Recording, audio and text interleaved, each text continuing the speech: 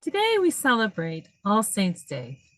As with the Feast of St. Mark, this is a special day for our congregation, as it represents one of our namesakes. The Feast of All Saints is sort of a catch-all feast, not only for those saints who are listed on the church calendar, but also for the vast majority who are not. It is a feast day to remember not just those who lived exceptional, near perfect lives, but also those who lived good, but ordinary lives. It is a day to remember those who have died centuries ago and those who have died this past year. It serves to fulfill a spiritual need that stood in the way of the true conversion of many, namely, a need to remember one's ancestors and loved ones, and to honor the guidance that they gave us beyond the grave. Ancient pre-Christian festivals existed in Ireland, Mexico, Spain, Italy, and elsewhere around the world to honor these ancestors, and a feeling of particular closeness with them during this dreary, darkening fall season.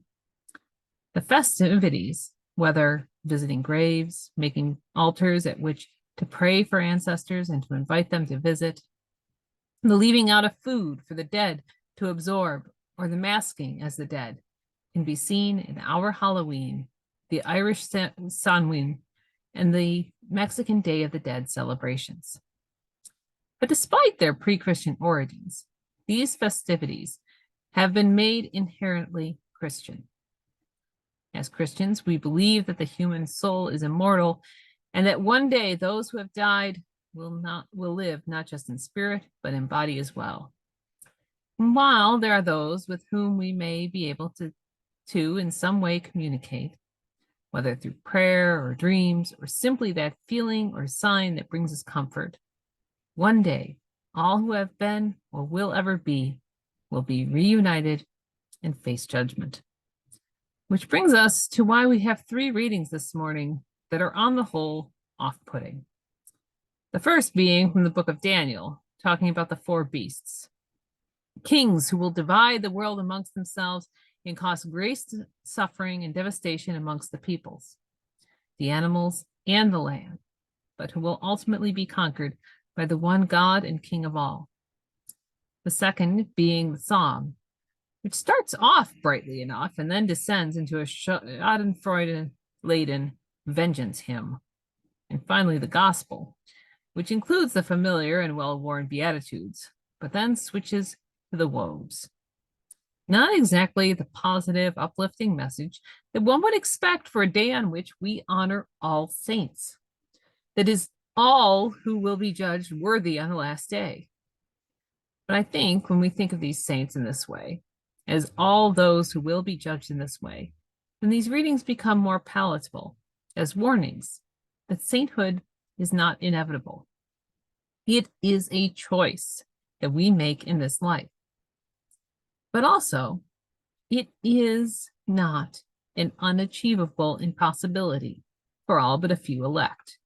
Rather, it is somewhere in between.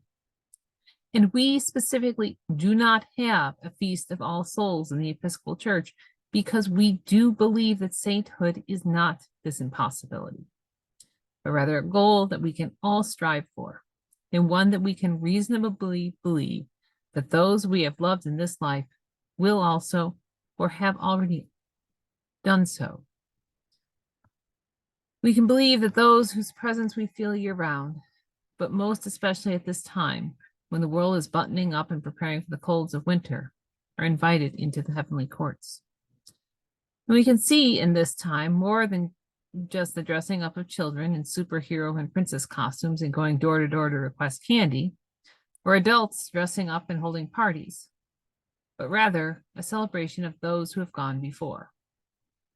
And to see in this unique but strange, similar celebrations of this time by people from around the world, an expression of Christian faith in the resurrection, rather than some strange, pre-Christian backward tradition to be mocked.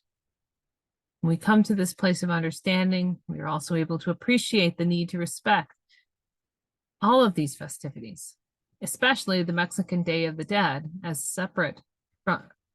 separate day of religious and spiritual significance that should not be incorporated into the American Halloween through the wearing of sugar skull type makeup or the sharing of traditional foods associated with that festival.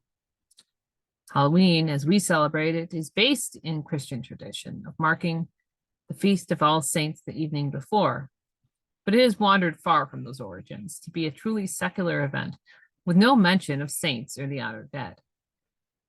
The Mexican Day of the Dead, by contrast, has retained these origins.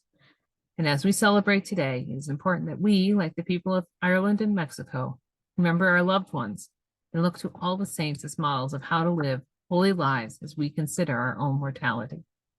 Amen.